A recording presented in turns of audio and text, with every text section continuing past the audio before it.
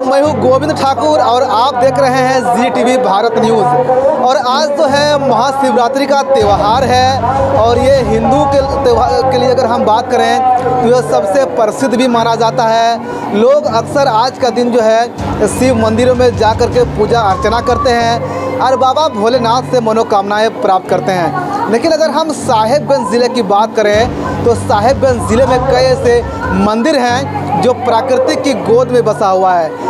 एक मोतीनाथ धाम बाबा नगरी है तो दूसरा शिवगाति धाम बाबा नगरी है। इन मंदिरों में अक्सर महाशिवरात्रि के शुभ अवसर पर भक्तों का तांता लगा हुआ रहता है। अगर हम मोती झरना की बात करें तो मोती झरना में भी आज अहले सुबह से भक्तगण यहाँ पर आ रहे हैं और बाबा के मंदिर में पूजा अर्चना कर रहे हैं, जल अभिषेक कर रहे हैं और वो अपने घर और सुख समृद्धि की मनोकामनाएं कर रहे हैं। मेरे साथ जो है यहाँ पर मोती झरना विकास समिति के अध्यक्ष भी हैं और सचिव भी हैं। इनसे हम लोग बातचीत करेंगे और जानेंगे कि आखिर मोती झरना मंदिर का नाम मोती झरना कैसे पड़ा, यहाँ पर मंदिर का पीछे का रहस्यमय कहानी क्या है और कैसे ये मंदिर डेवलप होते गया और अब तक इस मंदिर में कितना डेवलप हो पाया है और क्या क्या चीज़ों की आवश्यकता है और सरकार से इन लोगों का क्या कुछ मांगे हैं। सर, सबसे पहले तो ZTV भारत न्यूज़ में आपका स्वागत है। धन्यवाद। आज महाशिवरात्रि का त्यौहार है। मोती झरना में भक्तों का तांता देखा जा रहा है। मंदिरों में किस प्रकार की व्यवस्था है, श्रद्धालु किस प्रकार से पूजा अर्चना कर रहे हैं? जी, सर्वप्रथम तो आपके चैनल को बहुत बहुत शुभकामना। बाबा मोतीनाथ आप लोगों का कल्याण करे और आपके चैनल के माध्यम से सभी शिव भक्तों का हार्दिक अभिनंदन मोती झरना विकास समिति करती है और करती रहेगी। विगत बाबा का इतिहास तो बहुत पुराना है, जो साक्ष्य अभी हम प्रत्यक्ष में है, जो अवशेष बचा हुआ है, इससे पता चलता है कि अभी से 500 बरस पहले भी बाबा का अस्तित्व था। क्योंकि यहाँ की सफाई के क्रम में हम लोगों को विक्टोरिया रानी के टाइम का कॉइन्स, ब्रिटिश ज़माने का जो सिक्का था वो सब मिला है। करीब 200-300 की संख्या में हम लोगों के पास है। उसके बाद यहाँ जो अवशेष रूप में पुराना ईंट का दीवार है, जो पतले पतले ईंट का होता है, वो है। इससे पता चलता है कि बाबा का पूजा 500 वर्ष पहले भी लगभग हुआ होता होगा। और अभी बाबा नगरी का जब से हम लोग 2008 में, ऐसे तो हम लोग का गांव बगल में ही है, मोती झरना ग्राम से ही हम लोग हैं और बचपन से ही हम लोग बाबा का सेवा करते थे। लेकिन जैसे हम लोग बड़ा हुए, हम लोग ये महसूस किए कि यहाँ संगठित रूप से कुछ सेवा करने का ज़रूरत है और हम लोग मोती झरना विकास समिति नामक एक संगठन का गठन किए हैं और 2008 से ही लगातार हम लोग भक्तों का सेवा में लगे हुए हैं, जो कि पहले के अपेक्षा आज बहुत ज़्यादा भीड़, काफ़ी भक्त लोग का आने लगा है। यहाँ का प्रचार प्रसार भी हुआ है। हालांकि मोती झरना किसी प्रचार का मोहताज नहीं है, वो अपना प्रसिद्धि खुद से है। क्योंकि यहाँ जो जल गिरते हैं बाबा का, मोतीनाथ धाम में जो जल है मोती झरना नाम से, जब देश हमारा आज़ाद नहीं था उस समय यहाँ राजतंत्र, राजा का शासन था। यहाँ का राजा जो थे, हम लोग का महाराजपुर में ही उसका भवन, जैसा कि हम लोग का पूर्वज बताते हैं, वो जब यहाँ आते थे तो वो अपना वहाँ से जवान भेज करके, मैंने अपना सिपाही को भेज करके मोती झरना से जल मंगवाते थे और वही जल पीते थे। वो जितना दिन उसका यहाँ महाराजपुर निवास होता था, वो मोती झरना उनका आता था, यहाँ का जल ले करके ही पीता था। इसलिए ये जल बहुत ही माने मिनरल से भरपूर है और अनेकों रोग का भी इससे निवारण हो जाता है नियमित इसका सेवन से। यहाँ के जल में स्नान करने से भी बहुत सारा बीमारी से आपको मानसिक संतुष्टि, मानसिक परेशानी तो लगभग आपका दूर हो जाता है। उसके बाद बाबा के दरबार में जो भी भक्त सच्चे मन से आज तक जो भी कामना किए हैं, बाबा मोतीनाथ लगभग सभी की कामना पूर्ण होता है। ये पता चलता है जब भक्त लोग अपना मनसा पूर्ण होने के बाद जो गाजे बाजे के साथ से यहाँ चढ़ावा चढ़ाने, ध्वजा चढ़ाने, मुंडन कराने आते हैं, तो लोगों से ये पता चलता है कि हमने अगले साल ऐसा मांगा था या 2 साल पहले मांगा था, मेरा कामना पूर्ण हो गया। तो यहाँ बाबा का पूरा मने श्रद्धा है लोगों का, और हम मोती झरना विकास समिति हर वक्त यही प्रयास करते हैं कि श्रद्धालु को किसी प्रकार का दिक्कत न हो, हम जितना बेहतर से बेहतर सेवा उसको दे पाए। धीरे धीरे हम लोग रोड, लाइन, बिजली, पानी लगभग सफलता की ओर है। और भी बहुत सारी चीज़ का भी दिक्कत है, जैसे रात्रि पहर में अंधेरा होता है, मास्क लाइट वगैरह होना चाहिए। और सबसे बड़ी बात है कि यहाँ सालों भर के लिए अगर सुरक्षा व्यवस्था, गार्ड अगर कैंप हो जाता 4-1 का भी, तो सबसे बेहतर होता है। और एक छोटा मेडिकल का कोई सहायता या सेविका डिप्यूट हो जाती, तो यहाँ जो आने वाले पर्यटक है, थोड़ा दुर्गम स्थल है, चोट घाट ये सब लगने का संभावना रहता है, तो तुरंत उसका ट्रीटमेंट होता है। और सुरक्षा व्यवस्था होने से मनचलों से निजात पाया जाता है। जैसे बहुत सारे लोग हैं कि कुछ नशा पान करके भी आ जाते हैं, जो उपद्रव कुछ करते हैं या किसी पब्लिक के साथ किसी प्रकार का परेशानी। सर, अगर हम जो है आज जी टीवी भारत न्यूज़ की टीम यहाँ पर आई थी और हम लोगों ने नीचे से लेकर ऊपर तक पड़ताल किया है, तो जो सड़क से हम लोग आए, देखें सड़क भी काफ़ी ख़राब है। ऐसे में श्रद्धालु कैसे आते जाते हैं? सर, सड़क का स्थिति तो बहुत जर्जर है, लेकिन हम लोगों ने प्रशासन से सड़क का माने निर्माण का, पुनर्निर्माण का मांग रखे हैं। हम लोग इनके लिए उपायुक्त साहब, पर्यटन विभाग, अपना SDO साहब को हम लोग अपने लेटर पैड से किए हैं इसको। और फिलहाल के लिए हम लोग जो हो सका है मेटल वगैरह साइड करके उसमें डस्ट फिलिंग किए हैं, जो कि काम चला हुआ 1-2 रोज़ के लिए ही है। सड़क तो बहुत ज़रूरी है, जो पहुंच सड़क है उसको दुरुस्त होना बहुत ज़रूरी है।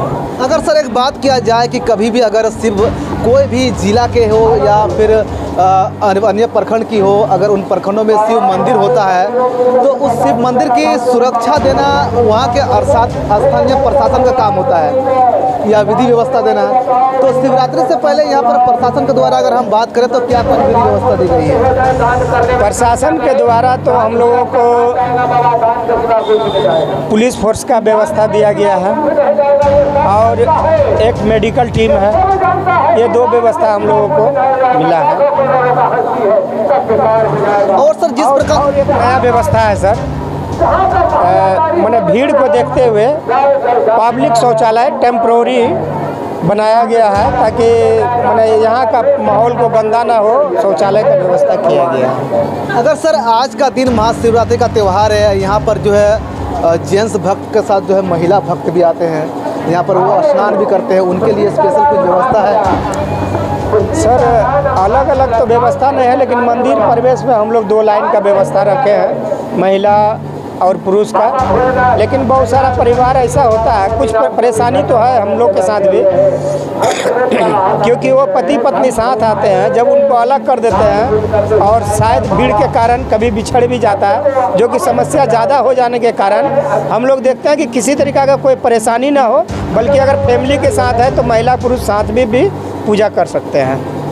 अच्छा सर, एक बात बताया जाए कि पहले की तुलना में जिस प्रकार आप बता रहे हैं कि मोती झरना काफ़ी डेवलप हुआ है, क्या यहाँ के और सुंदरता या फिर डेवलपमेंट को लेकर, चाहे हम मोती झरना की दूसरी तरफ कोई सड़क की को लेकर बात करें, क्योंकि एक ही सड़क है और श्रद्धालुओं को काफ़ी परेशानी होती है, इसको लेकर क्या आप लोगों ने झारखंड सरकार से कुछ मांग रखा है, तो फिर सरकार की तरफ से आप लोगों को कुछ मदद मिला है अब तक?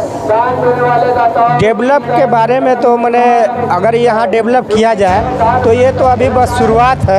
मैंने, मेरा कहने का सेंस ये था कि पहले हम लोग पथरीली राह से, झाड़ी जंगल के बीच से जाते थे, आज कम से कम गाड़ी से यहाँ आ पाते हैं। लेकिन विकास के लिए यहाँ बहुत अभी स्कोप है कि यहाँ डेवलप किया जा सके, जो कि हमारा झारखंड के पर्यटन का भी बहुत, मैंने यहाँ साहेबगंज डिस्ट्रिक्ट के लिए एक मोती झरना एक मैंने गर्व का विषय हो सकता है। अगर सरकार इसमें गौर किया जाए तो यहाँ बिहार, बंगाल, झारखंड, उड़ीसा और लगभग कभी कभी विदेश से भी लोग यहाँ आते हैं और दूर दराज से हर रोज़ पर्यटक यहाँ आते हैं। ऐसा नहीं कि सिर्फ शिवरात्रि में या सावन में, प्रत्येक दिन यहाँ पर्यटक आते रहते हैं। तो यहाँ पर पर्यटकों को सुविधा के लिए जैसे गेस्ट हाउस का ज़रूरत है, सुरक्षा व्यवस्था तो हमने कहा ही, और लाइट वगैरह का व्यवस्था, सड़क का व्यवस्था जो कि सबसे ज़रूरी है। यहाँ पहुँचने का एक ही सड़क है जो कि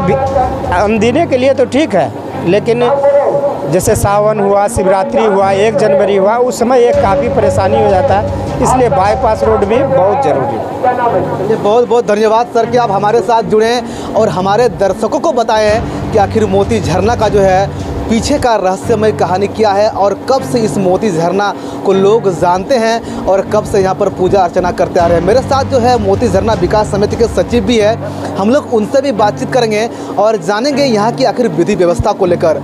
महाशिवरात्रि का त्यौहार है, काफ़ी संख्या में भक्तों का भीड़ है। मंदिर परिसर की बात करें तो विविध व्यवस्था को लेकर प्रशासन की तरफ से क्या कुछ सुविधा दी गई है?